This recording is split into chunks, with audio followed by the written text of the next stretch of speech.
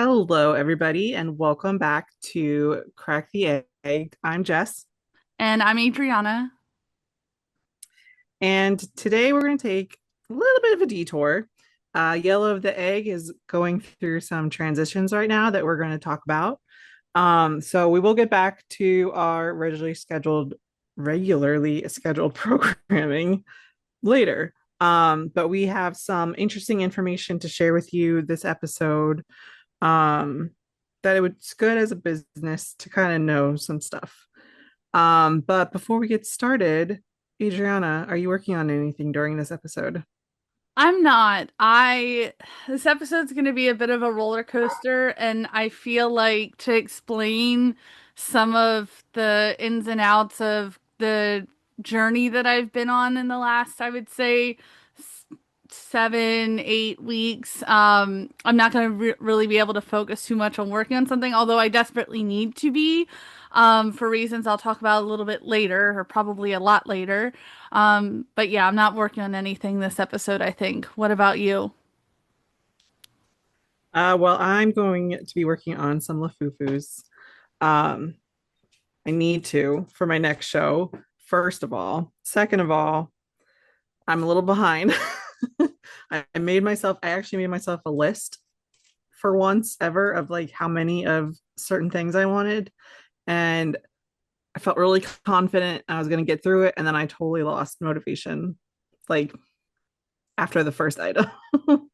So I got to get my butt moving. And with the Lafufus, I have in my head, it's funny. I don't know if it's really going to be funny idea for content that I want to do. Um, right now I'm like batch making all the pieces. Like I have a number that I want of the Lafufus. So I've made all the heads already because that's like, I don't know why. The heads are the worst part for me. Um, and then like I'm doing the body, the arms and the ears and stuff, and I'm gonna lay them out like when they show robots like each piece laid out of where they need to go, but it's like disconnected. I kind of want to do that with all of them and say like I'm creating an army. We'll see how that goes over. That would be cute, though. That would be cute. I think so. I'm getting I kind of want to I'm ugh. Previously I followed the directions as written and it kind of drove me bonkers because when you're doing these arms, it's four in the round. It's awful. And then when you go to the color, you have to do a front loop only one increase. And I just hated doing it, but I just decided to do both loops and it's going much faster for me. And I'm like, I don't hate this so much anymore. There you go. So banging them all out. I mean, batch making, I And think, is the best way to get any of this done. So I get it. sometimes I'm not always a fan of batch making because it gets to a point where like I don't want to. I don't want to do it anymore. I get that because I don't want to put the pieces together. yeah, that and then it also like it prolongs the satisfaction or the feeling of accomplishment. So that I can understand. Yep. Yeah. Yeah. Well, it's happening right now, so we'll get through it. All right. So again, before we get into it, our question of the day on the business side of things, what is your least favorite administrative task? Go ahead. So for me, I don't know if this will be surprising, interesting, whatever, but for me, applying to markets is my least favorite administrative task. I Really? Yeah, I don't care about tagging things, like I don't care about like organizing my bins, like or I don't know, some of the other administrative things I do, like even like social media content, like I'm not the best at getting to posting it all the time, but like it doesn't bother me to do that. But or like since I've been in the retail space, like updating my inventory, all that stuff like does not bother me, but I don't love applying to markets. I think it is really two components. Number one is the question, describe your business. I have such a hard time answering that question, and I feel like even when I've written like little paragraphs or whatever and saved it in a Google Doc to then copy paste later, like I'm always wanting to change something. Like I'm never satisfied with how it comes across.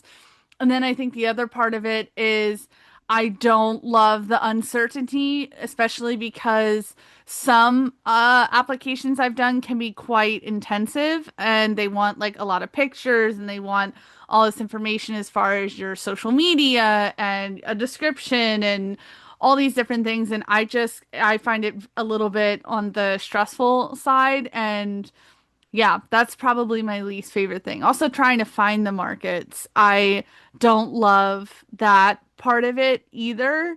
Especially because when you're trying to pick between, like if it's a busy weekend and you're trying to pick between markets, I don't love that. So the whole market application process is my least favorite. What about you? Interesting. I think because most of the shows I do now are like returns that I just keep redoing them. I'm always just handing the form in at the end of the show, like, hey, I'm coming back next year. I never really considered that. I think mine is everything in between shows. Like you get home from your show, we unload the car, just leave everything in the garage, and I don't do anything with any of it until like the week of the show, the next show. So then I have to kind of unpack all the inventory and just repack it. Because kind of at the end of the show, you just throw everything in one bag. Where going into a show, we like to kind of organize it by, things that are on the same shelf in one bag, things that are on the grid walls in one bag.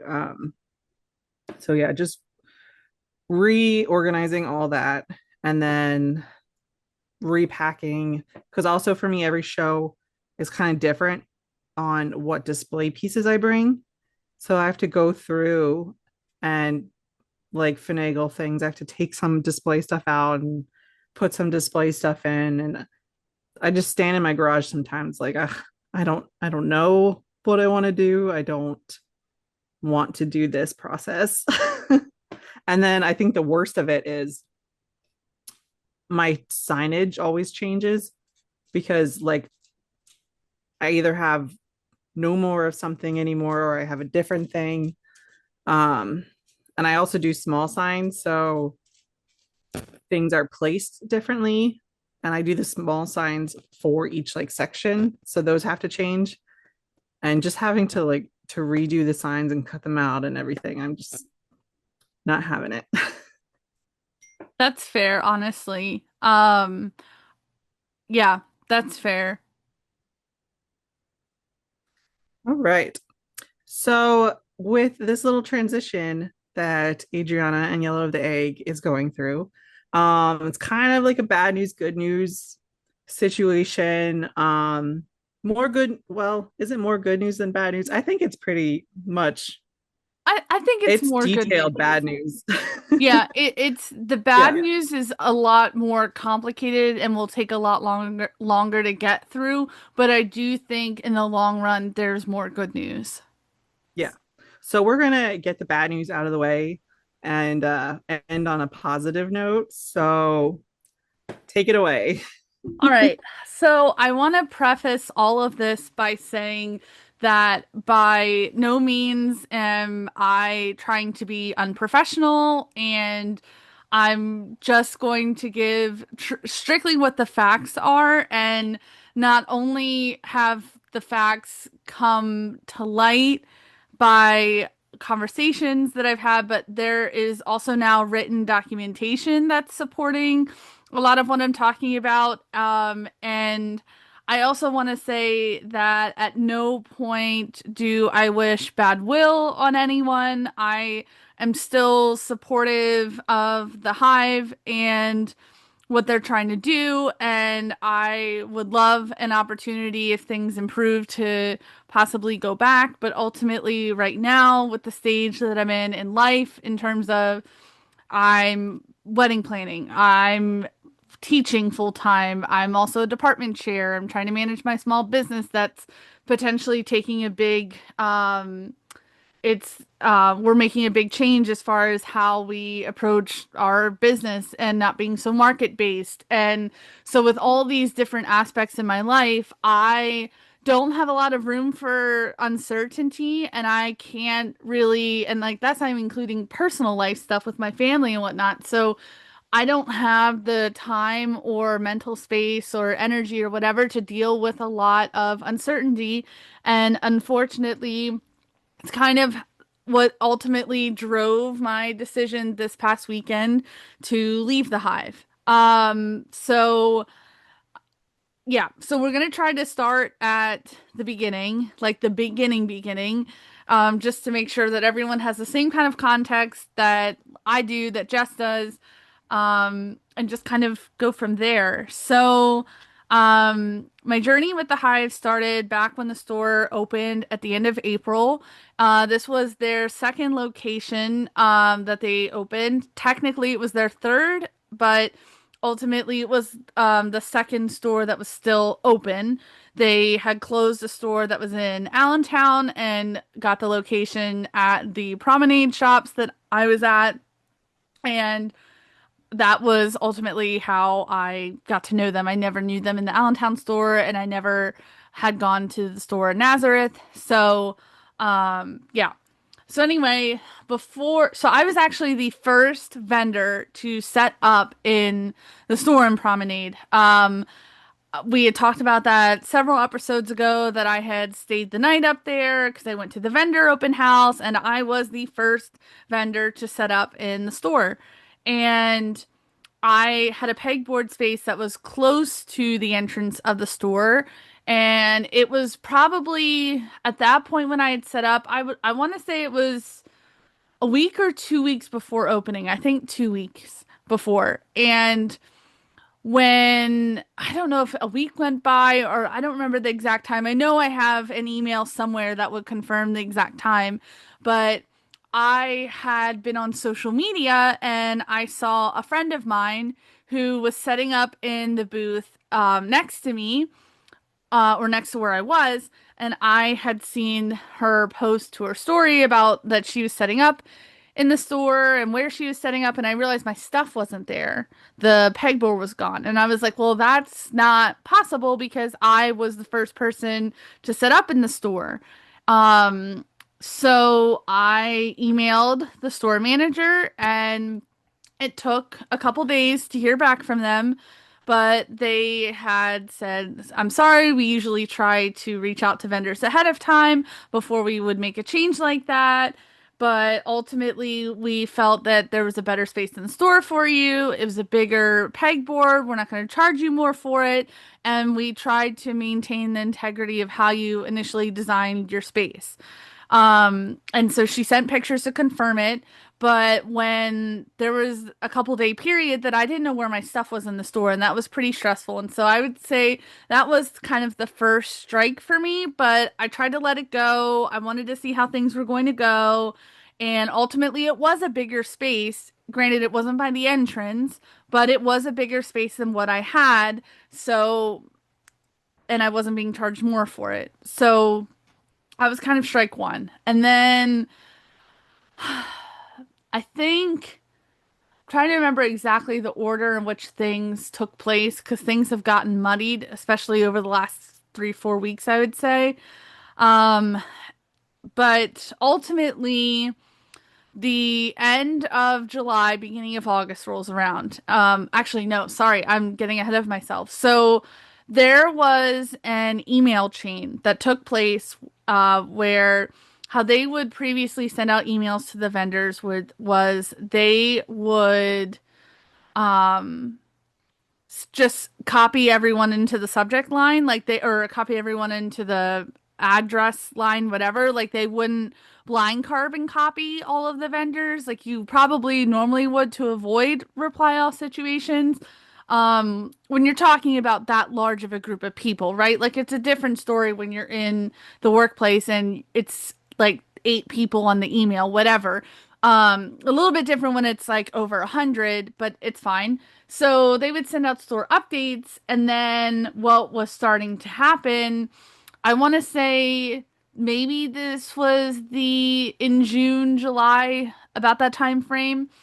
Vendors started replying to the emails and they were pretty upset. They were talking about that they hadn't received payouts and that they couldn't get a hold of anyone at the store.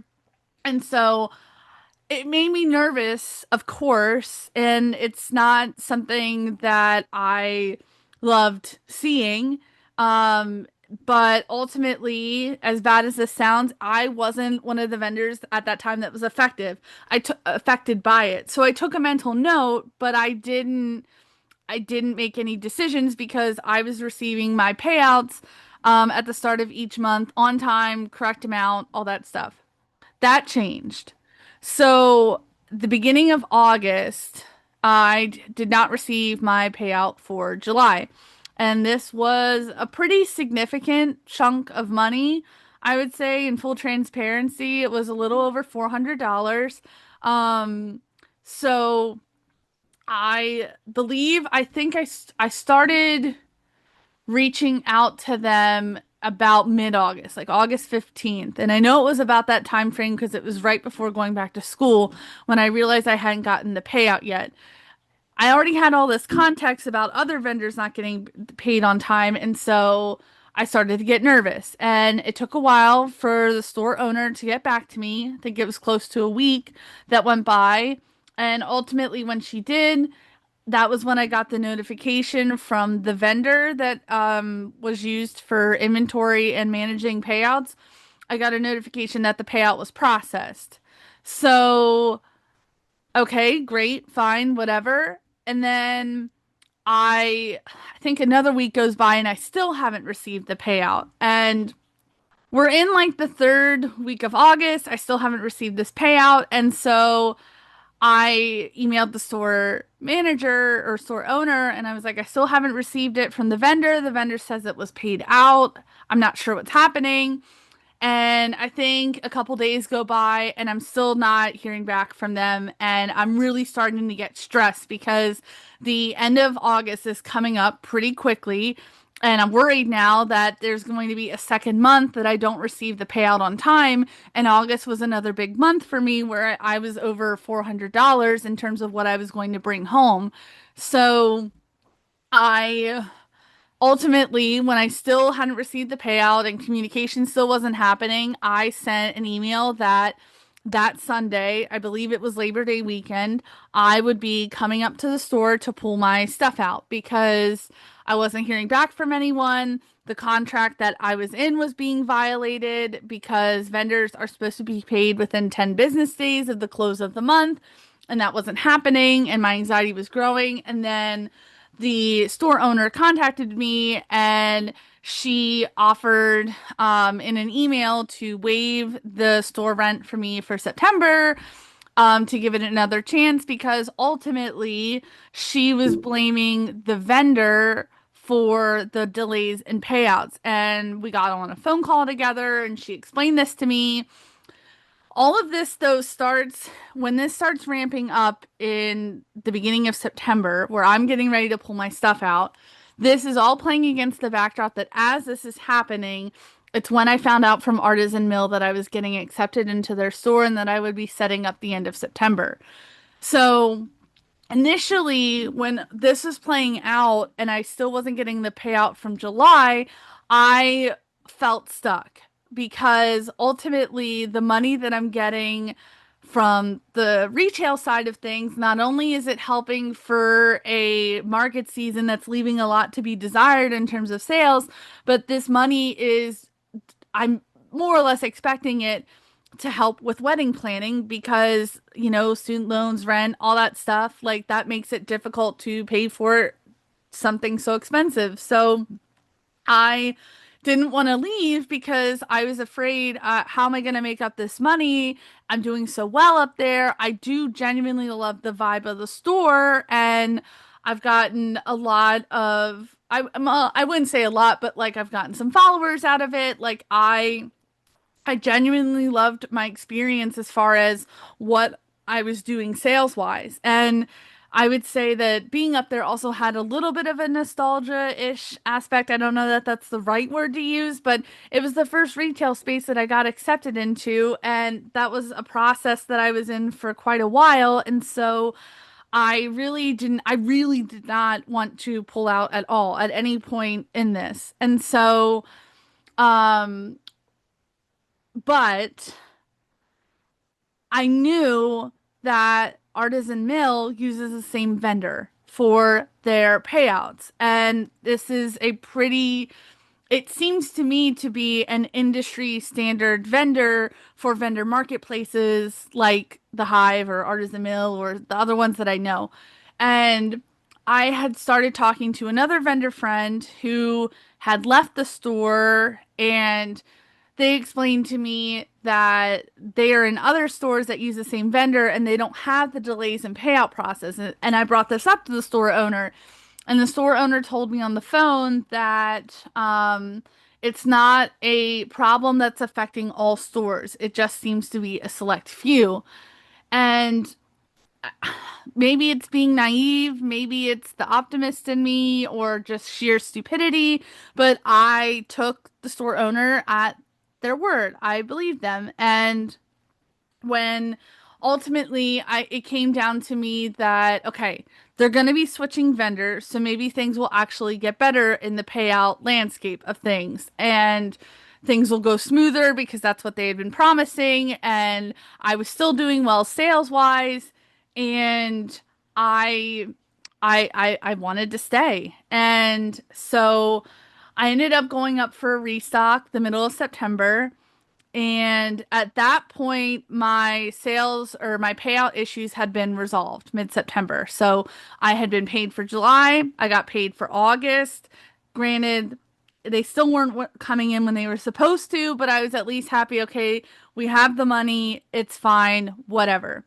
So I take my stuff up mid-September and I start to notice there are a lot of empty booths. A kind of scary number of them. I mean, not too bad, but it was enough that it was noticeable, and I kept it in mind. And ultimately, in my mind, September was going to be 100% month regardless because she waived the rent for, the store owner waived the rent for me. So I figured no matter what, I technically don't have anything to lose for the most part because I'm not worried about paying my rent. So I then, I guess it was a week later, a vendor friend of mine pulled out of the store. And I have so much respect for this person. I admire her so much. She is like the definition of a girl boss. Like, I want to be her when I grow up. Like, she is just, she's phenomenal. And she's also one of the most professional people that I know and who's in this business of makers and vendors and things like that. And so, I reached out to her and I was like, "Hey, I'm really disappointed to see that you're leaving." And I wasn't expecting her to share, but she did. And I won't share her story entirely because it's hers to share if she wants to. But ultimately, she echoed a lot of the issues that I had as far as communication, as far as timely payouts. And she had a decent space in that store. So for her to leave, that was going to be a big hole. And I was like, all right, maybe that's my final straw, but I wanted to stay optimistic. I wanted to keep it in there, especially because I wasn't sure, even though at that time I was only a week away from setting up an artisan mill, I knew that I knew I'd be setting up, but I didn't know how it would actually go once I got into that store, if I would actually do all that well. And so, again, a lot of uncertainty. So I didn't make any decisions at that point. And then last Saturday night, as I'm body doubling with Jess and panic making things to stock at Artisan Mill the next day, it is 8:30 at night, and I get an email from the store owner. And this email went out to all of the vendors, to my knowledge, and even some that had actually left. And it was essentially the store owner coming clean, that it was not the vendor having issues with payouts, it was her or her store. And I don't want to get into all of it, but essentially my it was not an isolated incident, obviously, that I wasn't getting my payouts on time. And um, ultimately, some of the things that she described in the email that she was saying we're going to try to make the situation better going forward, to me screamed there is probably a high likelihood that things are really going to start going downhill after this. And after sharing the email with Jess and with my fiance and talking about what do we think other vendors are going to do, I made the decision that I cannot keep dealing with this uncertainty and with the roller coaster of not knowing if things are actually going to get better. Am I going to get paid on time? So on and so forth. And so this past Sunday, so I don't remember the exact date. I think that September 28th. That's right, because that's when I moved into Artisan Mill. My dear fiance, because he I wouldn't say he volunteered. Jess and I kind of volunteered, but he was willing to do it. He pulled my stuff out for me so that Jess and I could go set up at Artisan Mill, and he actually even ended up bringing some of my stuff to me, so that I could add some more things to my booth at Artisan Mill. And so I, as of this past Sunday, am no longer a vendor at the Hive, and unfortunately, the payout issues are still a problem. I'm still waiting to be paid for September, and I had expected that not to be the case because one of the things that we were told is that this new vendor, all of the payouts were done automatically. We would get an email, we would get to choose the way in which we were paid out, and that was supposed to happen at the beginning of the month. And it's October 3rd at 6:44 p.m. and I've still heard nothing. So that I as much as I want to say that this chapter is closed, it's technically not because I'm still waiting on this money. And again, we're talking to I don't think we hit quite 400, but it's significant enough. And at the end of the day, they're they had a couple jobs, right? They're managing the store, but they're not stocking anything. They're not necessarily managing the inventory, but their job is to staff the store so things can sell and manage our money well, and that wasn't happening. And I I I didn't want to be a part of it anymore. I couldn't. And it is so disappointing and it's such a shame because the vibe of the store is wonderful and the location is phenomenal and it's got all these different things going for it, but at the end of the day, there is some terrible management happening and I can't be a part of it. Like I said, when we started all this, I don't wish them any kind of ill will. I really hope things can turn around for them. And I hope that they have learned something from this, as far as not only how to manage financial side better, but also how to, engage with vendors. There was a lack of transparency that dated all the way back to basically May, June regarding these issues with payouts. And I think a lot of vendors might have had slightly different reactions if we had been told the truth earlier. But to find out in that way after all of these problems and to be told, for me, especially because we were on a phone call together and you told me on the phone that it was an issue with this vendor. And then for me to find out that no, it wasn't that. It was that the money part wasn't being managed correctly.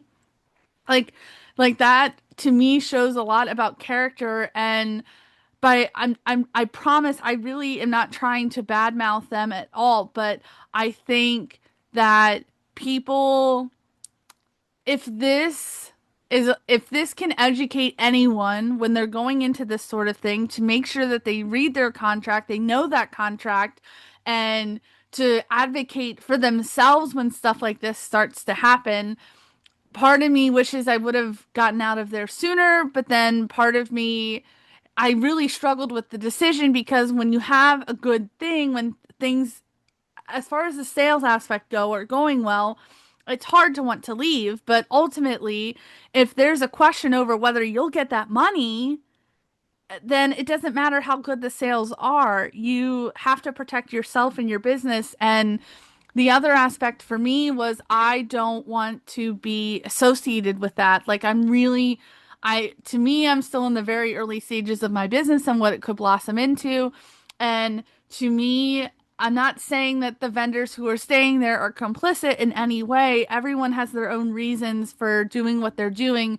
But for me, I didn't want to be tied to that anymore. So I am still optimistic that things will turn around for them. And if things would, and it made sense for my business, I wouldn't be against going back there. But what I will say is, Artisan Mill is a 45-minute drive, and the Hive was an hour and 45 minutes, assuming traffic was good. So I'm going to be going from having quite a long commute to not as long, really only 10 minutes longer than what I'm used to driving back and forth to work every day with making the switch. And even though the idea was not to go down to one store, I'm okay with it for now until I can maybe find something else to add if it makes sense in the moment. So that's kind of where I'm at. Did I miss anything, Jess, or is there anything you think I should clarify, add on to? Or you can also share your thoughts, because you've been along for the ride this whole time, really. No, I think you pretty much covered everything. But like you were trying to stick it out. Like your optimism was so strong. Like even before that final straw, like there were red flags where when we've had conversations, I'm like, what's it gonna be? Like what has to be done for you to, say, sorry, this I gotta get out of here. Like this isn't working for me. Um, and when this happened, you were still like keeping the optimism and saying, hopefully they've learned their lesson and hopefully this is getting better. And Alex and I were pretty much on the same page. We're like, did you hear what she said? Right, Like because it doesn't go ahead. well, because like the thing about, and again, like if everyone had the same context that you and I have as far as exactly what was said in the email, they would probably, if not definitely, also agree with the both of you. Um, I think in my mind, I was like, okay, well, now they've learned, like you just said, they've learned the lesson, things are gonna get better, but there's like, just not even from a character standpoint, but from strictly financial, uh, there are some really high risks right now of potentially not being able to get stuff out of the store. Like I hesitate to say it because again, I don't know what the ramifications of me saying that could be, but I had a real moment where I was like, will I even be able to get my stuff out of the store tomorrow? Like I like just the situation honestly is quite, I think, dire. Mm-hmm. Like it was So, sounding like bad things are potentially happening. And I praise you. Like it was a good thing that you got out of there because again, I don't know how much to say, but like if said bad things happen, you don't want to be involved in it. hmm. Uh, so just like remove yourself from the situation. Did you send the email yet? No. No. Yeah, and that's the other thing is so in the super long email, the owner said like for the vendors who want to leave, like you can, no one was under contract at that point, and so I just made the decision, but for me right now, I'm struggling with knowing what to say because I'm continuing to get, I'm still in like, grief is too strong of a term, but to some extent, like, I am almost mourning it a little Yeah, bit because, like, I was doing for so sure. well. And I feel like this opportunity is being taken from me not because I did anything wrong, but because someone else did. And that's really hard for Hmm. me to swallow and have to deal with and try to accept. And then the other part of it is I'm also getting very angry over the fact that I pulled out almost a week ago and I'm still not there's no payout even processing yet for what I'm owed. And so like I know that I need to rip the band-aid off and just deal with it because ultimately like and what I forgot to mention is I actually did send a message before I pulled out that there was this whole thing that happened when they were switching this vendor provider. And so something was happening where even after the new barcodes and tags were put on for the new system, their cashiers or whatever, they were still coding stuff to the other vendor. And so technically, I'm owed money from both the old vendor and the new vendor. And I had sent an email already before I left saying, what's the ETA on the money from the old vendor because everything had been closed out with them and I never heard anything back. So I also like there's still an email floating out for them to answer from me anyway. Like it's not like in my mind, you know what I mean? Like it's not like Yeah. I didn't that they don't know that they owe me money. You know what I mean? Right. And I think um it's important in this email that you say that you're very professional about it. Don't be like, you're a poor business person Of and you don't course. manage money well. Like, Of course. um, to keep it very professional and, just say, I'm trying to do what's best for my business at this time. But you're open that if things were to get better, Mm-hmm. um, to coming back Yeah. and to let them know under no uncertainty will you forget how much you are owed. So, Right. Right. yeah, it's So, definitely a tough situation for you. Like, mhm. that was a long night that we had when that email came. And Because even just the logistics of trying to figure that out, not only did it ruin my Saturday night, because again, this email came in at 8:30, but it also ruined my Sunday because Alex and I had planned for like a really nice day to ride over together and to relax. And I spent the entire day pretty much frazzled because not only was I trying to pull everything together for Artisan Mill, which I didn't get to do as much the night before as I wanted because this email really had an effect on oh me. yeah, all crocheting halted. Literally, because how could you? And Yeah. so not only did it set me behind in that regard, but then I also had to go through the logistics and timing of, okay, if I'm going to go to Artisan Mill at this time and it's probably going to take me this long to set up, when do I have Alex go up and get the stuff? Because, by the way, it was still requested for vendors to make an appointment when they were pulling stuff out. I respected that. And what I will say is that when Alex showed up there, the cashier, salesperson, whatever you want to call them, that was working, that was neither the store owner nor the manager, had no idea that an appointment was even scheduled by me. So, like, which was kind of just the cherry on top of the whole thing. Like, I was asked to do this thing, and then it didn't even seem like it mattered in the end anyway, but whatever. Um, and then to figure out, okay, if he goes and gets the stuff, what's and it takes him about an hour and 40 minutes to get to Artisan Mill. Like just the whole thing of trying to plan it, like it took the wind out of my sails. It made going into Artisan Mill difficult from the standpoint that I had all this other baggage that I was dealing with that day.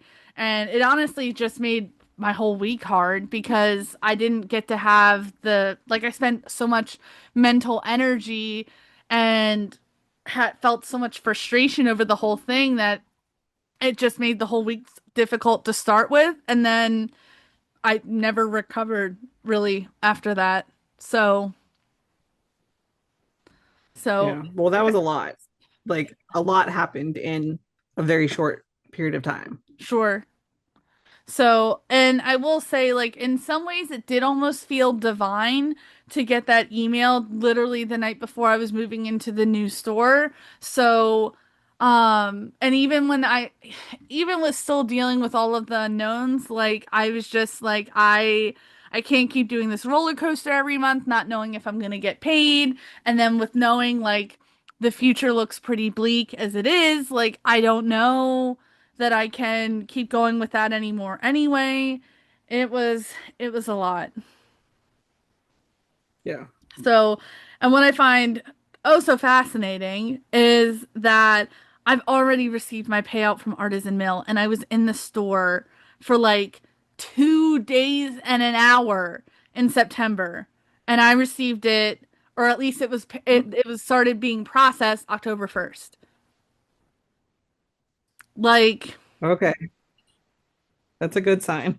no, for sure. And like I don't and like I asked because at the time that I got the email from Artisan Mill was when things really started souring with the hive and I thought, okay, well I at least need to make sure that I'm not going to be jumping from the frying pan into the fire. So that was when I had reached out to some of my vendor friends and they had just wonderful things to say about Artisan Mill and the owners of the store and just their experience overall, both from a sales perspective, but also communicating with the owners. And so, yeah, I made sure to do my, oh my gosh, is that Wednesday? Hi, Wednesday.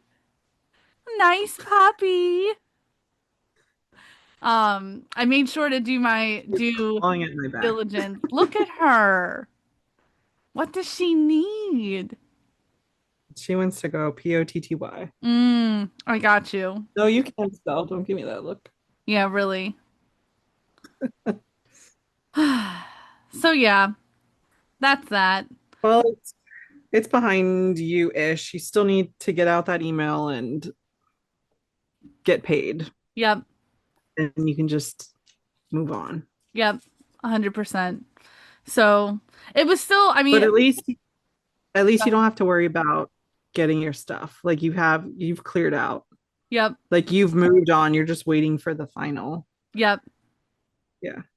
And I mean, ultimately, it was still a good learning experience for me to be in a retail space and just the even just when I look back on the picture from my first day to what it looked like when I last restocked, just like the growth that I saw in terms of both how I laid out the space and just sales numbers in general. Like I'm really glad I got to have the experience and again, I wish it didn't end, but it is what it is.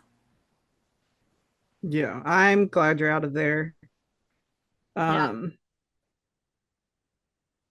maybe it'll get better, hopefully, with maybe. them. And you know, even if it does, like I don't know, I the whole uh, when I was applying for stores, like it was kind of just trying to grasp at straws. I mean, I was applying for anything that I could find, and so now that I've got proof of concept twice, I feel like maybe I don't need to apply so far away because part of the logic was I was trying not to cannibalize sales at markets by going further away. And now I'm like, I don't know. A, because I don't know what my future past this year looks like with markets, so I don't even know if that's necessarily a consideration as much as it was. And B, I'm not sure even in if in Lancaster in that area that that's really going to affect how I do at markets anyway. So we'll see. I mean, again, it's a journey like anything else, but yeah, that's that's the, I guess, bad-ish news. The good news being I don't have to go as far anymore, and I'm not going to be on this emotional roller coaster of figuring out when I'm going to get paid. So yeah. Yeah. So hopefully people get something out of this. Like Adriana said, read your contracts, know your contracts, advocate for yourself. So let's put that behind us. Let's leave it in the past and let's talk about you and Artisan Mill right now. So it's only been since this past Sunday, so it's October 3rd. So we're like, you might as well say 5 days because by the time we were finished setting up, it was a half an hour before the store was closing on Sunday. So you can say it's been 5 days. And honestly, so far, I think it's going pretty well. I mean, all things considered, so far, once again, the mystery bags, they're popping off. They were my best seller by far. My first sale came on Monday, which was really exciting that I didn't have to wait too long to see what that was going to be. And it was a big sale. I'm going to pull it up so I can get it right. What's interesting is so they use the same vendor that the other store said they were having issues with. It turned out not to be the case. And so I'm used to this vendor because what's nice is they send you notifications every time you make a sale. But what can be like a little bit confusing is when they send the notifications, it doesn't indicate the number, like the quantity of the item that's sold. It just indicated what sold. So when I got my first sale, it was exciting because I got three notifications. I got a notification for my Halloween mystery bags, one for silly birds and one for fried eggs. And it actually turned out in that whole transaction, I sold three mystery bags with the silly birds and fried eggs. So, or fried egg and silly bird because it was one of each. So that was really cool that my first sale was that big. And then later this week, I sold an additional two mystery bags. So we're up to $80 already, which I think is not hateful for a first week without having any real weekend in there or Saturday in there, you might as well say. So the plan is when we're done recording, I'm going to be working on prepping pretty much anything I can, mostly focusing on in my display, I have it broken up kind of by like a seasonal-ish section where I've got a shelf and it has two bowls of Halloween turtles. I have the candy corn shells and the spider shells, and there's a little bit of space still. So what I want to make are these little pumpkin man plushies. They're pretty small and like they're wearing overalls and they're super cute. And so I want to try to make probably if I can get the five, I think that'd be a good number. And then if I have time after that, which I don't know that I will, but we'll see. The night's still young. Um, I might also try to work on making a couple more mystery bags. Thankfully, I still have a couple of things that I didn't put in from my stock that was up at the other store. And so that's gonna be I'm gonna bring some of that stuff with me too to help restock because tomorrow is first Saturday and I don't know if it's always a big deal every month or if this month is special. I do not know, but they're going to have some food trucks in their parking lot. They're going to have this local radio station, FM 97 is going to be there. They're going to have, I think, cows and all kinds of different stuff, like little baby cows or small cows. I don't know. And so it's going to be, I think, a really big day. And so I want to maximize that as much as possible. Um, so the goal is just to bring as much as I can to fill in the rest of the booth, and then we'll see how Saturday goes. I'll update you in our next episode, I guess. You don't have any cow lovies, do you? I know you just made Oh one for no. the baby shower, but you don't have any. That would have No. been perfect. It would have. It would have. But that's okay. It is what it is. So, and Whatever. honestly, I think one of the other crochet vendors that's in there has a bunch of cows, if I remember correctly. Mm, So okay. they can get the sales for the cows. It's okay. You can wait a couple minutes.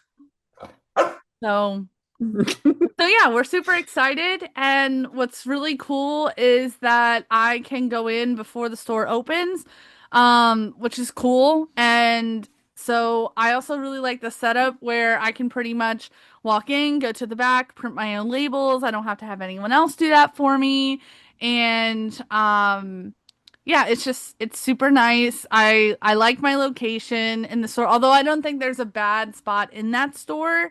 And it's just once again, it's so humbling to look around and see all these different makers who are in there, and so many of them I look up to and just think are awesome. And it's just really cool that I get to be a part of that experience and that my art can be seen by a new crowd of people and just seeing where this takes me. I'm really excited and yeah, I can't wait to update you guys after tomorrow. I'm really hoping we pop off. I have a feeling things will go well, just based on the fact that they have all of these things happening there tomorrow for First Saturday. So we'll see. I'm excited for you. Um, as you mentioned earlier, I was there to help you out, and it is a really nice store. Um, People were like impressive with their displays. Like there were some pretty huge, just that one wooden one with the lights. Mm-hmm. I was like, did they do this or did the Right. store provide this as an option? Like, what is this? Yeah, it's really cool being in there. And what's interesting now is I have like a much bigger space than what I did before. And so, but it's also a different kind of space because previously I had a pegboard, now I have an actual bookshelf. And so I had to get a little bit more creative with how I approach putting things out because in some ways I initially I thought a pegboard would be limiting, but I got really comfortable with it. Whereas now I'm like, okay, I have to approach it differently. And like, I went thrifting to get some different display pieces, and that was really fun to do. And um, just setting it up was just a different experience than what I had done before. But I was really happy to have your help and your eye on things as I was doing it. And yeah, I can't wait to see how these little pumpkin men look tomorrow in the space. Speaking of your display, have you thought of replacement for the Octo basket? Yeah, so I will have Derek throw a picture somewhere, to show you guys what this display looks like. And so you'll be able to see that there's a shelf with octos on it, and there's a basket. And the basket, unfortunately, because of where it fit best so that I could still keep the seasonal stuff somewhat together, um, it makes it difficult to see all the different colors of the octos that I have. And I have quite a few, probably more than I need, but I can't stop making those drifts. So I believe I do. I have to go get it from my dad's tomorrow, but it's something I got way back earlier this year, actually, when I initially got accepted to the Hive, but I didn't know what space I had, and I was assuming I had some kind of table or shelf. I got one of those tiered, like, I guess dessert thing you might as well call it, where it's tiered. It's got like three parts to it, and like the bottom part's the biggest, and then it's like medium, and then it's small. I think that is gonna work for the octos because then you also are filling up the space vertically, and I think it'll look cool with the tentacles down over. Now, I don't know that I'm gonna be able to put all of them on it, so. We're gonna have to experiment a little bit when I get there tomorrow, but that'll be the first thing that I deal with. Because putting out the pumpkin men, I'm just gonna put them in one of these gold baskets that I have. They should fit nicely in that. And I know that'll fit on the shelf, so that will take but a couple seconds. But I think I might have to move the shelves a little bit to accommodate for the three-tier thing. I honest to goodness can't remember exactly how big it is. And if it doesn't work, I'll just leave the basket there. It is what it is. And maybe I can find something, some other display, thrifting or whatever, that might work a little bit better. I do have this, and maybe I'll do that instead because I think that'll fit. Last year for my Halloween turtles, I got this. It's also like a three-tiered, but I don't think it's as high. And it's like one of those cupcake stands where it like almost reminds you of a ladder. Do you know what I'm talking about?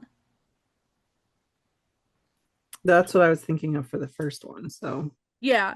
Oh, the other one I'm talking about, it's like the cupcake thing where like it's round, whereas this thing is like a Oh, shelf, basically. I think the booth next to me has a shelf like that, where like the I one don't I, know. but in any case, I have another one. I might bring that, now that I'm thinking of it, I might bring that as a backup option because it's not going to matter in my booth or in my craft show booth. It's not going to matter which display I use because there's no question about how much vertical space I have, but in the bookshelf there is. So I might bring them both and we'll see which one works, if either of them work. I didn't take measurements. That probably would have been a good thing to do, but there was no way that on Sunday I had the mental space to think that far in advance. Like I was literally just trying to get through the day. So, yeah. So we'll see, TBD, but hopefully one of those two things works. When is your next market? A week from tomorrow, actually, October 11th. So, I mean, the other silver lining of pulling out of the store is I have a lot more market inventory than what I was anticipating of having, especially in the Loveys department. So, despite setting up in this new store, I don't feel behind the game when it comes to market prep. There are definitely some things I need to prep between now and next Sunday or next Saturday. Particularly, I need mystery bags for the actual market. But other Mhm. than that, I think anything I have will just like be a bonus. Like I have enough regular turtles. Maybe I need to make a few candy corn turtles, but those won't take me too long anyway. I'm good on drifts. Like if I can add a couple loveys, that'd be great, but I'm not super stressed about what I have for that. I'm thinking, um, I'm wondering since you have more loveys that you can stock for your market, if it wouldn't hurt, especially since tomorrow is first Saturday, Mm-hmm. to put your anchor on the top of your shelf. Hmm. Maybe. I don't know if I'll If get you it were done. closer, that like if you were closer, I'd say do it. Right, because like I could just absolutely do easily it and run and then grab go it. back. Yeah, yeah, Yeah. yeah. It just depends on the market. Well, and in theory, I can always make, granted, I don't know when I would get to it right now. Probably not until my next 3 day weekend, which won't be, technically, I have a 3 day weekend this coming weekend because I took a personal day this coming Friday because I knew there'd be last minute market stuff I'd want to do. Um, But the next 3 day weekend that I'll have after that will be the end of October. So if I get a wild hair up my butt and I decide I want to make an anchor just for the store, then maybe that's what I'll do on that long weekend. Maybe. I don't know. We'll see. I still have to work up the courage to make another one. I've only made the one. I know you've made several, so I know it's possible. But Make the baby ones. yeah. I'm even scared of those. Like, I, I, There, listen, after doing the small ones, it's right. a lot I know better. it's still considerably better, but, I don't know. It's just a lot of time to spend on one thing when, like, especially like the mystery bags, I feel like I might not make enough of them for the store, but we'll see. I only sold two mystery bags at my last market, so maybe they're only popping off at the store. I don't know. We'll find out. You'll see. Yeah. So, so I think that's that. That's essentially the update of Yep. where I'm at with my retail journey. I'd be lying if I said I wasn't already eyeing up the next store that I might try to get into. But I'll save that for later because I haven't acted on it, partially because of the whole thing I talked about earlier, how I hate applying for things. So yeah, we'll see what I end up doing with that, but when I have an update to share on it, you guys will find out. Now, if there's anyone listening who has questions, like specific questions, would you be open to communication with them? I think so. I think so. I want to so much in most things in my life, I want to be an open book, especially on something like this where I think people could learn from what I went through. It's just putting all of it on the internet is something that I really had a lot of trepidation about and still do to some extent. But again, what I said But earlier. she put it out first. Correct. Everything's already in writing anyway, and in theory, people could have taken that and screenshots and whatever else they wanted to do and put it wherever they want. And so that's why I feel a little bit more comfortable talking about my experience. And ultimately, again, I stuck to the facts. I don't think I embellished anything, and like I have receipts if people would ever be interested in them. But yeah.